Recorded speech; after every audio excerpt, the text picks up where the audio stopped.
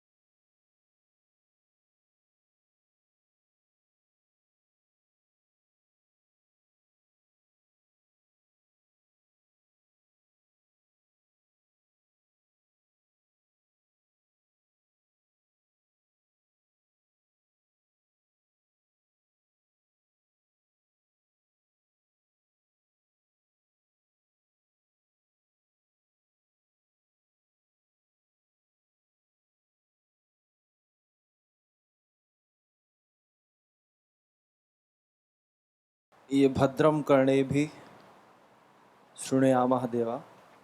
इसमें जैसे दो प्रकार से हम कार्य करते हैं। एक बार तो ये होता है कि हम व्यक्तिगत कार्य करते हैं, या एक समूह में रहते हैं, एक व्यक्तिगत रूप से रहते हैं। जब समूह में रहते हैं तो तब तो हम पूर्ण रूप से उस जो एक वातावरण है उसमें स्वतंत्र नहीं होते, तो उसमें तो अच्छा भी आएगा बुरा भी आएगा। लेकिन जब हम व्यक्तिगत रूप से रहते हैं अकेले, उस समय हम जो सोचना है या जो पढ़ना है जो करना है, उस समय हम वो मतलब भद्र ही करें। तो आपकी दृष्टि से ये अर्थ मंत्र का हो सकता है कि व्यक्तिगत रूप से जहां हम पूरे स्वतंत्र हैं, जहां तक वहां तक हम भद्र ही करें। नहीं, करने की नहीं है, दूसरे से सुनना है और दूसरे का देखना है। भद्रम कर्णे भी शृणुयाम भद्रम पश्येम अक्षभिः। हाँ, यदि हमें देखने की स्वतंत्रता है या सुनना चाहते हैं कुछ, जैसे कोई गीत भजन सुनना चाहते हैं तो हम भद्र ही सुने। ठीक है। कुछ देखना चाहते हैं तो भद्र ही देखें, कोई चित्र देखें, चलचित्र देखें। ठीक है, वो व्यक्तिगत रूप में समझ में आ गया जी। पर आप मार्केट से जा रहे हो और आपके पास से ही जाने वाला व्यक्ति कुछ गलत बोल के चला गया, तो उस समय थोड़ा सा उस लेवल पर जाने के लिए हमें अभ्यास करना पड़ेगा। वही इसमें बताया गया लक्ष्य है कि हम ऐसे बन जाएं कि हमें हर समय हम भद्री देखें और भद्री सुने। जैसे अभी आपने वही तो मैं कह रही हूँ कि मतलब जिसने गलत बोला उसको हम कैसे लेंगे भद्र। जैसे दृष्टांत बता रहा हूँ दीदी, अभी वर्तमान में प्रवास पे गए थे तो हम ट्रेन में बैठे थे, तो हम तो ठीक ठाक बैठे थे, लेकिन अब दो शराबी आगे घुस गए वहाँ रात को। हाँ, यही मैं कह रही हूँ। अब सारी रात सर में दर्द रहा उनके कारण मुझे, तो फिर मैंने यही सोचा कि ये भी एक हिस्सा है। हाँ, और इसको ये मैं यहाँ आपको लाना चाह रही थी, जो ये आचार्य सतीश जी ने बोला ना, भाई भद्र तो भद्र है ही सबके लिए, जिससे जहां जहां से भद्र आया तो वो तो मंत्र पूरा हो ही गया अपने आप ही। भद्रम करणे भी शृणुयाम, जो भद्र है उसको तो भद्र सुन ही लिया।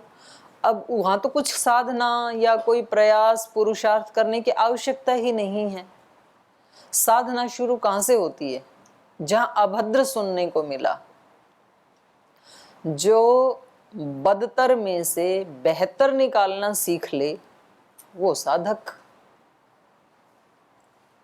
भाई इसके पीछे भी भगवान की कुछ सिखाना चाहते होंगे और फिर उसके ऊपर चिंतन करें कि क्या सिखाना चाहते हैं, क्यों ये सुनने को मिला, कैसे इससे बचा जा सकता है। तो उसके ऊपर कुछ वर्क करे व्यक्ति, यहाँ से फिर साधना शुरू होती है। दूसरा तो कोई कुछ भी बोलेगा, कोई भी रूप हमारे सामने आएगा। आपने पक्षियों को देखा, हम वो कचरे में सब डाल देते हैं, उसमें कुछ थोड़े बहुत अन्न के दाने भी होते हैं, खाने के दाने भी होते हैं। कबूतर आदि चिड़िया आदि कचरे में से खाते रहते हैं ना, कुछ दाने निकालते रहते हैं।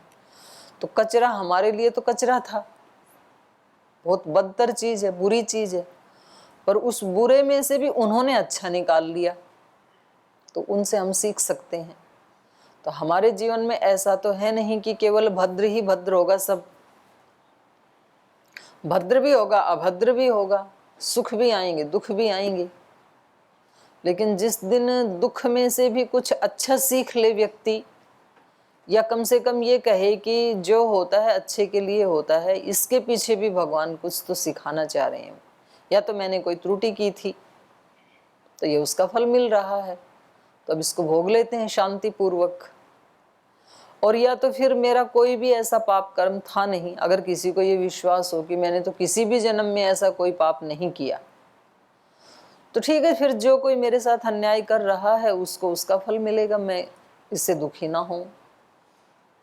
तो वो व्यक्ति फिर भद्र से युक्त रह सकता है, अप्रभावित होते हुए वो जी सकता है। तो ऐसा श्री राम के जीवन में देखने को मिल रहा है। ठीक है, कुछ कहना है और किसी को? ओम दीदी प्रणाम। दीदी थोड़ा देर के लिए दुखी हो जाती हूँ, जैसे मैं किसी को माइक कुछ, पास में रखो।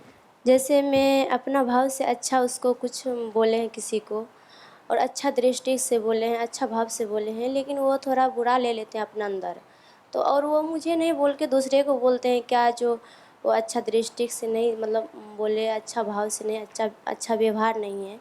तो मुझे ऐसा लगता है वो अगर मुझे बताते हैं तो मैं अपना सुधार कर सकती हूँ, लेकिन दूसरे को बताने से, जब वो व्यक्ति मुझे बताते हैं आप उसके साथ ऐसे की हो, थोड़ा दुखी हो जाती हूँ। तो वहाँ पे क्या किया जाए? बहुत अच्छा प्रश्न है, प्रैक्टिकल प्रश्न है। भाई हमने किसी के बारे में कुछ बोला तो हमने अपनी तरफ से, हमें नहीं लगता कि हमने कोई त्रुटि की, लेकिन दूसरे को वो अच्छा नहीं लगा और फिर वो हमारे को नहीं कहते हैं, किसी दूसरे को कहते हैं कि देखो इनका व्यवहार अच्छा नहीं है। तो उनका कहना है कि वो हमारे को यदि कह दें तो हम उसको ठीक कर सकते थे। तो अब यहाँ दो व्यक्ति हैं और दोनों की दो त्रुटियां हैं, तो दूसरे वाली त्रुटि को तो अपन अलग ही कर देते हैं, क्योंकि वहाँ तो हम वर्क कर नहीं सकते हैं, अपने वाली पे आ जाते हैं। तो पहली बात ये है कि हमें जब पता लगा दूसरे से, तो पहले हमें चिंतन करना चाहिए। हमें जो लग रहा है कि मैंने तो ठीक ही किया था, तो इसके ऊपर और एक बार चिंतन मनन करना चाहिए, क्योंकि जरूरी नहीं है मैंने जो किया था वो मेरी तरफ से ठीक हो सकता है, पर दूसरे के शूज में खड़े होकर आप देखेंगे यदि कि उसके स्थान पे मैं यदि होती तो क्या ये उचित लगता मेरे को। तो कई बार ऐसे लगता है कि हाँ वास्तव में मैंने ठीक तो नहीं किया, ये भी हो सकता है, तो तुरंत हम उसको ठीक कर लें। क्योंकि अगर हमारा ये दुराग्रह है कि मैंने जो बोलो बिल्कुल ठीक ही बोला, तो ये तो फिर अपने आप में ही त्रुटि है, क्योंकि आप केवल अपनी तरफ से कह रहे हो कि आपने ठीक किया। जरूरी नहीं है कि वो दूसरे की दृष्टि से भी ठीक ही हो। आपका स्वास्थ्य ठीक है, आपको खीर अच्छी लगती है, पर जिस व्यक्ति को टाइफाइड हुआ है आप कहो कि मैं इसको अमृत खिला रही हूँ, तो उस व्यक्ति के लिए तो विष है वो।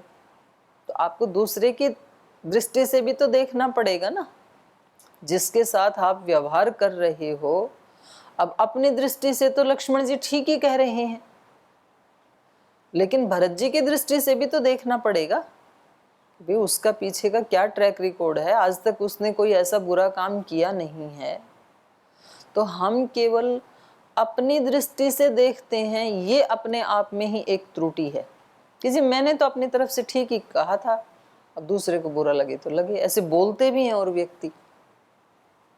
सत्य तो जी कड़वा ही होता है, हम तो सत्य बोलते हैं, अब किसी को बुरा लगे तो लगे। तो ये व्यक्ति धारणा ही बना लेता है, लेकिन नीतिकार तो कहते हैं कि सत्यम ब्रूयात प्रियम ब्रूयात। तो अब हम चिंतन कर सकते हैं कि हमारे वाला सत्य थोड़ा प्रिय भी है कि नहीं है, किसी दूसरे व्यक्ति को आहत कर देने वाला सत्य तो नहीं है। ऐसा है तो फिर वो सत्य किसी काम का नहीं है, क्योंकि वो तो दूसरे का नुकसान ही कर रहा है। तो बोल जी क्या करें फिर, क्या झूठ बोलें क्या? उसको तो झूठ प्रिय लगेगा, झूठ बोलें क्या? तो झूठ तो मत बोलो, लेकिन सत्य को भी कहने के कई तरीके हो सकते हैं। तो आप उसमें सोचो तो कोई दूसरा तीसरा चौथा तरीका निकल ही आएगा, तो उसको भी अप्लाई किया जा सकता है। क्योंकि बात हो रही है यहाँ अपने ऊपर कि हम क्या करें। तो क्या करें में सबसे पहले तो हमें सोचना चाहिए कि मैंने जो कहा है या किया है वो मेरी तरफ से तो ठीक है, पर उसकी तरफ से भी ठीक है कि नहीं है। और यदि उसकी तरफ से ठीक नहीं है तो हम उसको ठीक कर लें। और मान लो हमने देखा और हमारी तरफ से बिल्कुल ठीक ही था, गलत था ही नहीं कुछ भी, और फिर भी उसने गलत मान लिया और दूसरे से कहलवा दिया, तो आप तो ठीक हो ना, वो उसने तो गलती कर दी लेकिन आप तो ठीक हो ना, तो आप ही जाके उसको बोल दो या आपको उसके पास जाने की हिम्मत नहीं है कि भाई मैं उसके पास जाऊं तो मेरा अहंकार ही गिर जाएगा, ऐसे तो आदत ही पड़ जाएगी लोगों को हमारे को यूज करने की। तो आप में हिम्मत है तो आप जाके कह दो कि देखो आपको जो चीज़ बुरी लगी वो आप यदि मेरे से ही कहते तो ज़्यादा अच्छा होता, मैंने दूसरे से सुना है इसलिए मुझे अच्छा नहीं लगा। और यदि इतना भी नहीं कर सकते हैं तो मन मन में ही कह लो उस व्यक्ति को सामने खड़ा करके कि ठीक है, हो सकता है मेरी बात आपको बुरी लगी होगी, लेकिन मुझे अच्छा लगता यदि आप मुझे ही कह देते तो भी आपने इनके माध्यम से कहलवाया है तो मैं इसके ऊपर पुनः विचार कर लेती हूँ। और पुनः विचार करके भी आपको लगता है कि मैं ठीक हूँ तो फिर आप शांत रहो, फिर आप दूसरे की त्रुटि से परेशान मत हो कि उसने दूसरे को क्यों कहा, खुद क्यों नहीं कहा, तो वो उसकी त्रुटि है ना, उससे आप क्यों परेशान हो रहे हो। तो अपने लिए करने के लिए तो देखो तरीके बहुत सारे हैं, तो बात आके फिर वहीं रुकेगी कि करना तो पड़ेगा। केवल बातचीत करने से सुलझेगा नहीं मामला, और करने लगते हैं तो फिर हमारे अंदर से ही इतने ऑप्शन आते हैं, भगवान बहुत विकल्प हमें बहुत रास्ते दिखाते हैं। ईश्वर है ये बात बहुत गहराई से हमारे को विश्वास होनी चाहिए। हमने सुना तो है क्योंकि हम ऐसे वैदिक धर्म में ही पैदा हुए हैं, तो ये हमने सुन तो लिया कि ईश्वर है, लेकिन इसका गहराई तक हमें फीलिंग नहीं होती है कि ईश्वर मुझे देख रहा है, सुन रहा है, जान रहा है। ये यदि फीलिंग आ जाए ना तो यज्ञ में आप एक क्षण के लिए भी आपका ध्यान इधर से उधर जा ही नहीं सकता है। अभी तो व्यक्ति की स्थिति ये है कि बोल कुछ रहा है पर उसे नहीं पता कि क्या बोल रहा है और उसका क्या अर्थ है, और उसके मन ने भी सोच लिया कि टेप रिकॉर्डर की तरह बोलने हैं ये 8 मंत्र ईश्वर स्तुति प्रार्थना उपासना के, और वो अपने इधर उधर सैर करने चला जाता है आराम से वाणी को आदेश देके कि ये बोलते रहना, इसके बाद ये मंत्र आएगा, इसके बाद ये आएगा, इसके बाद ये आएगा। बिल्कुल रिकॉर्डर, टेप रिकॉर्डर की तरह से बोलती है हमारी वाणी। मन इतनी देर में कई सारे काम कर लेता है अपने दूर दूर तक के। तो हमें कहाँ विश्वास है कि ईश्वर है? कहाँ से आस्तिक कहाँ से हो गए हम? मतलब केवल हमने कुछ लोगों को नास्तिक कह दिया और इसी से हम आस्तिक हो गए क्या? तो ये अपने प्रति बहुत सोचने की और बहुत ज़्यादा इसका अन्वेषण करने की ज़रूरत है। तो सबसे पहली बात ये है कि ईश्वर के जो विशेषण हैं उसमें सबसे पहला विशेषण क्या है ईश्वर का? नहीं, ईश्वर के लिए जो एक शब्द बोलते हैं हम, ईश्वर का स्वरूप क्या है, तो आप क्या बोलेंगे? सच्चिदानंद। तो सच्चिदानंद में पहला शब्द क्या है? सत। सत मतलब सत्ता वाला, अस्तित्व वाला है वो।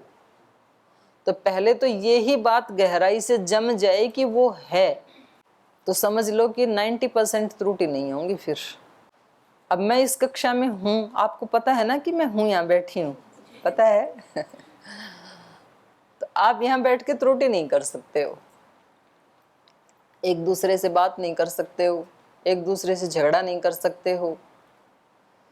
करोगे तो भी ऐसे तरीके से करोगे कि मेरे को पता ना लगे, सामने तो नहीं कर सकते हो दिखा करके। तो जब आप एक इंसान के सामने त्रुटि नहीं कर सकते हो तो भगवान के सामने कैसे कर सकते हो? क्योंकि भगवान तो अनंत अनंत अनंत गुणा शक्तिशाली है। तो वास्तव में आस्तिकों को भी गहराई से विश्वास नहीं होता है ईश्वर है और वो हमें देख रहा है, जान रहा है। ये विश्वास जितना जितना गहरा होता जाएगा, व्यक्ति बुरा सोच नहीं सकता है, किसी के बारे में बुरा भाव ला नहीं सकता है, क्योंकि वो भाव आते ही वो तुरंत अपने कदम को पीछे हटाएगा कि नहीं, ये ईश्वर जान रहा है और इसका मुझे कई गुना दंड मिलेगा और इससे मैं अपने लक्ष्य से परांगमुख हो जाऊंगा, क्योंकि मेरा लक्ष्य है ईश्वर प्राप्ति।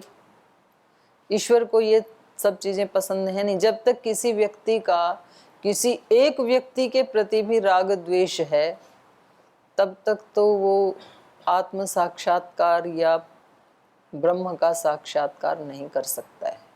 एक के साथ है तो भी आना पड़ेगा उसको चुकाने के लिए, उस राग द्वेष को बदला चुकाने के लिए या लेने के लिए आगे जन्म लेना ही पड़ेगा। जन्म मरण से मुक्ति तो तभी होगी जब एक सिंगल व्यक्ति भी नहीं है आपके जीवन में जिसके साथ इस जन्म का कोई हिसाब किताब आपने बनाया हो। पीछे का हो तो पता नहीं, अब पीछे वाला तो हमारे वश में है नहीं, पर इस जन्म का तो हमारे वश में है ना। ऐसा भी नहीं है कि भाई फिर हम तो अगर हम ये करने लगे तो हम तो किसी को कुछ कह ही नहीं पाएंगे, तो कोई गलत करे ठीक करे। अब एक माता पिता हैं, गुरुजन हैं, आचार्य हैं, जिनका दायित्व है कि उनके अंडर में जो काम करते हैं, जो गलत करें तो उनको टोकना, ठीक करें तो प्रेरणा देना। अब जिसको भी टोकेंगे वो व्यक्ति अपने मन में बुरा मान लेगा, वो राग द्वेष बना लेगा। तो अब इसका बदला चुकाने के लिए फिर आना पड़ेगा। तो ना आना पड़े इसलिए किसी को कुछ कहें ही नहीं हम, ऐसा भी नहीं हो सकता है, क्योंकि नहीं तो व्यवहार ही कैसे चलेगा फिर। तो उनको टोकना भी पड़े, टोकें भी, लेकिन अपने मन में संस्कार ना बनने दें, इसका नाम साधना है। ये कठिन है लेकिन असंभव नहीं है, हो सकता है। और स्वाभाविक रूप से भी कुछ दोष आते हैं हमारे चित्त में। जैसे कोई व्यक्ति उपासना नहीं करता है, ध्यान नहीं करता है, तो स्वाभाविक रूप से ही अप्रसन्नता और निस्तेजता ये स्वाभाविक रूप से आते हैं। रोजाना कपड़े धो के ही पहनते हैं, लेकिन स्वाभाविक रूप से ही अगले दिन तक गंदे होते हैं कि नहीं होते हैं। बचाते भी फिर भी गंदे होते हैं, तो धोना ही पड़ता है अगले दिन। तो कपड़ों के विषय में हमारे को पूरी जानकारी है कि अगले दिन धोना होता है और धो लेते हैं, कोई दिक्कत नहीं है। शरीर के बारे में भी पता है कि रोज नहला धुला के लाए थे कक्षा में, यहाँ अगले दिन आएंगे तो फिर नहला के लाना पड़ता है, और रोज शरीर को नहला देते हैं, कोई दिक्कत नहीं है। अंतःकरण के बारे में ये फीलिंग नहीं आती है कि इसको साफ करना ही पड़ेगा, नहीं करोगे तो और गंदा हो जाएगा। ये फीलिंग आ जाए तो व्यक्ति को क्यों संध्या में लेके जाना पड़े डंडे से हाँक करके, और यज्ञ में क्यों ले जाना पड़े, उपासना के लिए क्यों ले जाना पड़े, व्यक्ति खुद करेगा। आपका स्नान कोई डंडे से हाँक के करवाता है क्या कि गंदे हो गए चलो करो स्नान। कुछ तो ऐसे भी मिल जाएंगे महापुरुष जिनके सड़ियल कपड़े, उनको कहना पड़ता है कि धो लो इनको, तो कम होते हैं। नहीं तो व्यक्ति को खुद ही पता होता है कि कपड़े गंदे हो गए, धो लेना चाहिए। ऐसे ही अंतःकरण की सफाई की जरूरत है, और ये हमारे ऋषियों ने बता भी दिया। महर्षि दयानंद ने कहा कि सामान्य व्यक्ति जिसको कोई भगवत प्राप्ति का लक्ष्य नहीं है, पर अपना जीवन ठीक ठाक जीना है, उस व्यक्ति को 1-1 घंटा सुबह शाम संध्या उपासना करनी चाहिए। अभी हमने पढ़ भी लिया, फिर भी नहीं करते हैं 1-1 घंटा, आधा घंटा भी नहीं करते हैं, उसमें भी हम फरला मारते हैं कि संध्या में ना जाना पड़े, क्या बहाना मारूं मैं। तो बहाना आप उनको नहीं, अपने को ही सुना रहे हो। उनका नुकसान नहीं हो रहा, आपका नुकसान हो रहा है। जाने से उनका फायदा नहीं, आपका फायदा हो रहा है। वो तो परम हितैषी हैं आपके जो आपको बुला के लेके जा रहे हैं, जिनको आप ये सोचते हो ना कि ये फिर आगे डंडा लेकर के हमें जगाने के लिए, उनका जैसा हितैषी कोई नहीं है आपका। वो आपको एक अच्छे कर्म में लेके जा रहे हैं। सुबह कौन उठाते हैं आपको? जगाने की ड्यूटी किसकी है? आपकी है। तो कल से जब लोकेंद्र जी आए तो इनको धन्यवाद करना, प्रणाम करना। करते हो ना? तो जिसके मन में नहीं, कुछ तो ऐसे भी होंगे ना कि ये फिर आ गए यमराज सुबह सुबह डंडा लेके नींद खराब करने, ऐसे भी भाव आता है। बोलता नहीं है व्यक्ति, ये फिर आ गए जगाने के लिए, नहीं आते तो सोए रहते। तो इसको चेंज कर लो। वो आपके परम हितैषी हैं जो आपको नींद से जगा रहे हैं। यदि वो नहीं जगाते तो आप सोए ही रह जाते और आपका नुकसान हो जाता। इधर कौन जगाते हैं? तो देवप्रीति जी का धन्यवाद करना कल से आई तब। जो भी उठाता है, जो भी यज्ञ में ले जाता है, योग में ले जाता है, और मेरा भी धन्यवाद करना। मैं भी अच्छी बात बता रही हूँ।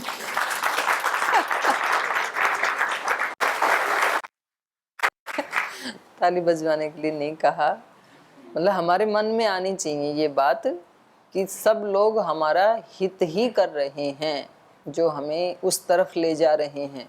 नहीं तो अज्ञान के कारण हमें वो व्यक्ति अच्छे नहीं लगते हैं, जो हमारे को टोकते हैं, कुछ अच्छा करने के लिए कहते हैं, और जो मतलब हमें मौज मस्ती में, प्रमाद में साथ देते हैं, वो अत्यंत प्रिय होते हैं। ये मेरा साथी है। वो साथी नहीं है, आपका दुश्मन है, आपका टाइम खराब कर रहा है, संस्कार खराब कर रहा है, समय का दुरुपयोग करवा रहा है। तो ये था भद्रं कर्णेभिः शृणुयाम देवा। चलिए थोड़ा सा पढ़ने दो अभी। आगे कह रहे हैं श्री राम, प्राप्त कालम यदेव द्रष्टुमिच्छति अस्मासु मनसाप्येष नाप्रियं किंचिदाचरेत् विप्रियं कृतपूर्वं ते भर्तेन कदा नु किम् ईदृशं वा भयं तेद्य भर्त निष्ठुरं वाच्यो भरतो नाप्रियं वचः अहं ह्यपर्यं मुक्तः स्यां भरतस्य प्रिये कृते। प्राप्त कालम यद एष भरतः अस्मान द्रष्टुम इच्छति। कहते हैं ये बिल्कुल प्राप्त कालम, इस समय ये होना ही चाहिए था। भरत जी जो कर रहे हैं तो आपको इससे भयभीत नहीं होना चाहिए, बल्कि प्राप्त कालम, ये इस समय के अनुकूल ही है। इनका राज्याभिषेक हुआ है तो राज्याभिषेक होने के बाद बड़ों का आशीर्वाद लेना ही चाहिए। इसलिए प्राप्त कालम यद एषा भरत अस्मान द्रष्टुम इच्छति, जो भरत जी हमारे पास आके आशीर्वाद लेना चाहते हैं, हमारे से मिलना चाहते हैं, ये तो न्यायोचित है, ये तो बिल्कुल ठीक है। तो उन्होंने कुछ भी गलत नहीं किया भरत जी ने। अस्मासु मनसा अपि एष न अप्रियम किंचित आचरेत। और कह रहे हैं अस्मासु, हम तीनों में, राम लक्ष्मण सीता, श्री राम कह रहे हैं कि हम तीनों के अंदर एष मनसा अपि अप्रियम किंचित न आचरेत। शरीर से ये आकर के हमारी कोई हानि करेंगे, युद्ध करेंगे, मार डालेंगे, ये तो बहुत ही दूर की बात है। मन से भी ये कोई ऐसा आचरण नहीं कर सकते हैं जिससे हमारा अप्रिय हो। मन से भी हमारा अप्रिय नहीं सोच सकते हैं। ये संबंधों की पवित्रता की पराकाष्ठा है, भावों की पवित्रता की पराकाष्ठा है। जब एक व्यक्ति को अपने संबंधी के बारे में इतना विश्वास हो कि ये व्यक्ति कभी मेरे बारे में मन से भी बुरा नहीं सोच सकता है।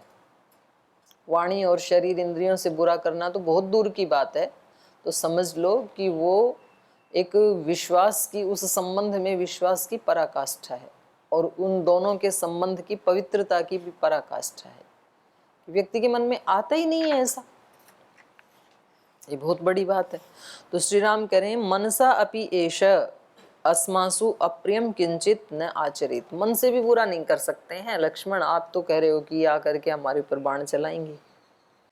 विप्रियम कृत पूर्वम ते भर्तेन कदानु किम ईदृशं वा भयं तेद्य भर्तम योत्र शंकसे। कह रहे हैं अच्छा मैं आपसे पूछ रहा हूँ, भर्तेन ते कदा किम विप्रियम पूर्वम कृतम, क्या आज से पहले भरत ने तुम्हारे प्रति कोई बुरा किया क्या? भाई किसी व्यक्ति के बारे में शंका तो उसके पीछे के ट्रैक रिकॉर्ड को देख करके ही की जाती है ना, भाई इसने उस समय भी ऐसे किया था। तो बोले कभी पूर्वम विप्रियम कृत, कभी पहले कभी भरत जी ने आपके प्रति बुरा किया, विप्रिय किया आपके प्रति। ईदृशं वा भयं ते अद्य भरतम, जो आज तेरे को भरत जी को देख करके इस तरह का भय उत्पन्न हो रहा है, या शंका उत्पन्न हो रही है भरत जी के प्रति, तो ये क्यों हो रही है? आज तक तो कभी इसने तेरा बुरा किया नहीं। तो इसका मतलब ये अपने ही मन की मलिनता है इनकी, लक्ष्मण जी की। इसमें भरत का दोष नहीं, भरत ने तो कभी भी कुछ बुरा नहीं किया। तो कभी कभी ऐसा होता है कि किसी व्यक्ति ने हमारा बुरा किया ही नहीं और फिर भी हम आशंका करते हैं, तो तुरंत उस समय आप जान लेना कि ये उस व्यक्ति की बुराई नहीं है, आपके मन की मलिनता है। तो इसको आप वॉश आउट करो, क्योंकि उसने कभी भी हमारा बुरा किया नहीं। कोई प्रमाण नहीं है हमारे पास इस बात का कि वो हमारे बारे में बुरा सोच रहा होगा। क्या प्रमाण है आपके पास? बोल जी हमारे को दूसरे कह देते हैं कि वो तो बहुत बुरे व्यक्ति हैं। भाई आपके पास तो कोई प्रमाण नहीं है ना, आपने दूसरे की सुनी हुई बात के ऊपर क्यों विश्वास किया? आपको नहीं करना चाहिए। तो कभी कभी दूसरों के बारे में हम दूसरों से सुन करके भी एक छवि बना लेते हैं, तो वो हमारी अपनी त्रुटि है, हमारी अपनी मलिनता है। हमें किसी दूसरे से सुन के किसी की कैसी भी छवि नहीं बनानी चाहिए, और कम से कम बुरी तो बिल्कुल नहीं बनानी चाहिए। अच्छी बना लो तो उसमें कोई नुकसान नहीं है, बना लो, और बुरी कभी नहीं बनानी चाहिए। नहि ते निष्ठुरं वाच्यो भरतो न प्रियं वच अहम ही अप्रियं मुक्तस्याम भरतस्या प्रिय कृते। कह रहे हैं ये तेरा जो निष्ठुरता की वाणी है और अप्रिय वचन है, ये भरत के प्रति नहीं है, बल्कि अहम ही अप्रियम उक्तः श्याम, ये अप्रिय मेरे लिए ही हैं आपकी ये वचन। अहम ही अप्रियम उक्तः श्याम, मैं ही अप्रिय कहा हुआ हूँ आपसे।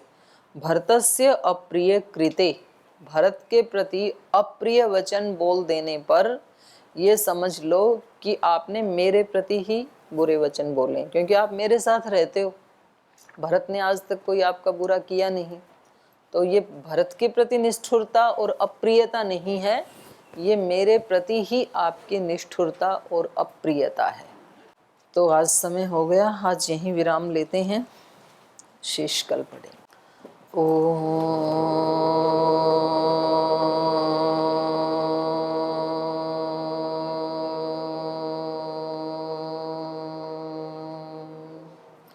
शांति शांति शांति। श्री गुरुभ्यो नमः।